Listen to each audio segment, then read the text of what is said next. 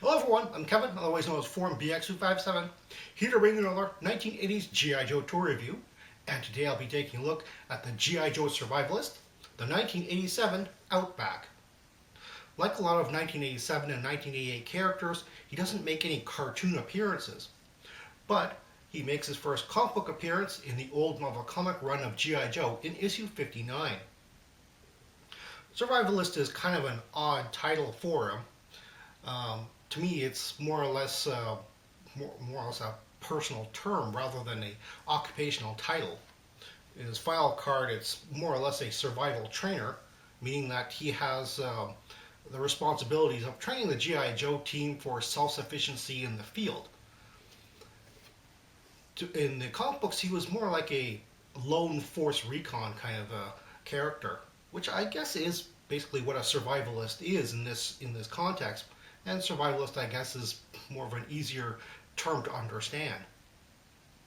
If you're looking for a modern version of the action figure, you're probably going to have to look under the title of Stuart Outback Selkirk, because unfortunately, Outback Steakhouse now has a monopoly on his name.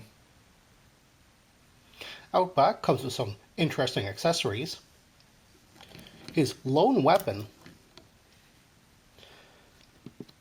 is an H&K G3 rifle.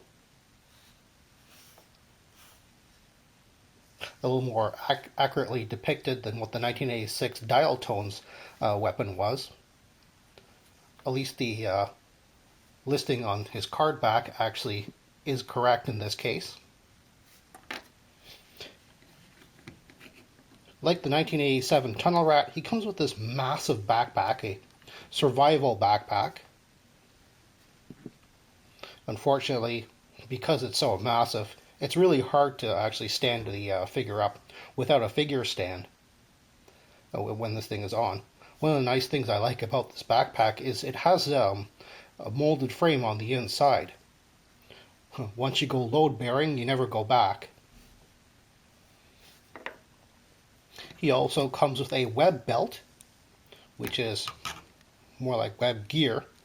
You just unbuckle it from the back and pop it off.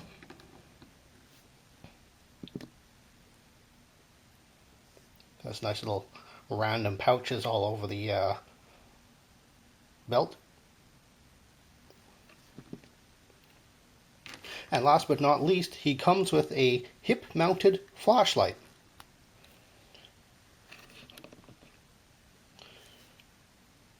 Which just pegs into a hole.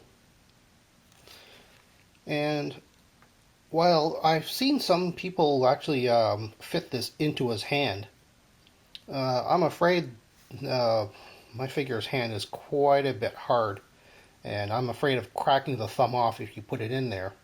But I have seen some people actually put that in there.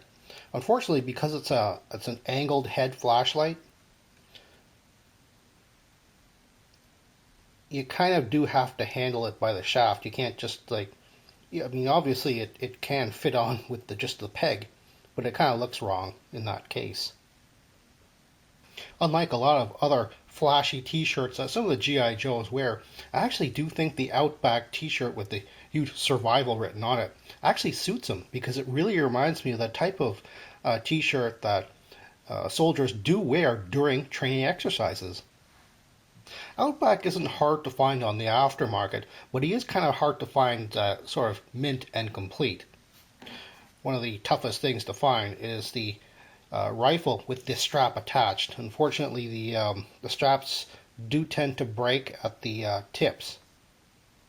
It doesn't look too bad without the straps, but just be aware that it wouldn't be complete without the straps solidly attached to the rifle. The other thing is, well, obviously his flashlight is extremely small and very easy to lose. Granted, it does plug in rather solidly into his hip, but once it's off, and if you can't fit it into his hand, then it gets fairly easily lost. And on top of that, the survival tampo on his shirt is right on the forward edge of his chest here, so it's very easy to rub off. Although I have heard some collectors actually don't mind a bit of wear on the Survival because it makes the shirt look distressed.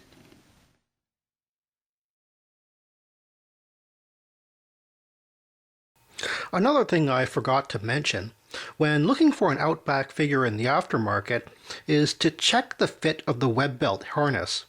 Mine has started to warp, making it difficult to keep on the figure without the buckle sticking way out. I've heard of collectors having to replace the entire thing due to the rubbery material shrinking to the point where it's impossible to properly put on the figure due to how it loops around the body.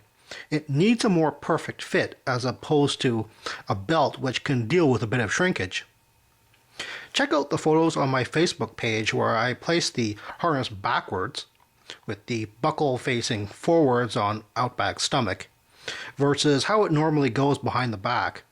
I found it easier to place Outback sitting in G.I. Joe vehicle seats that have back pegs when the harness was in this arrangement.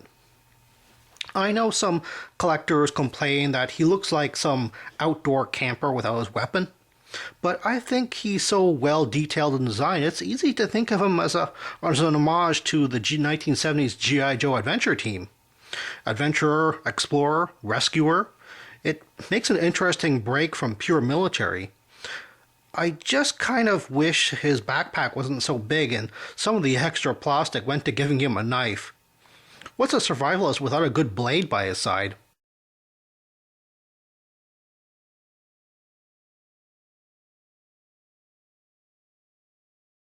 Well, that's all the time I have right now.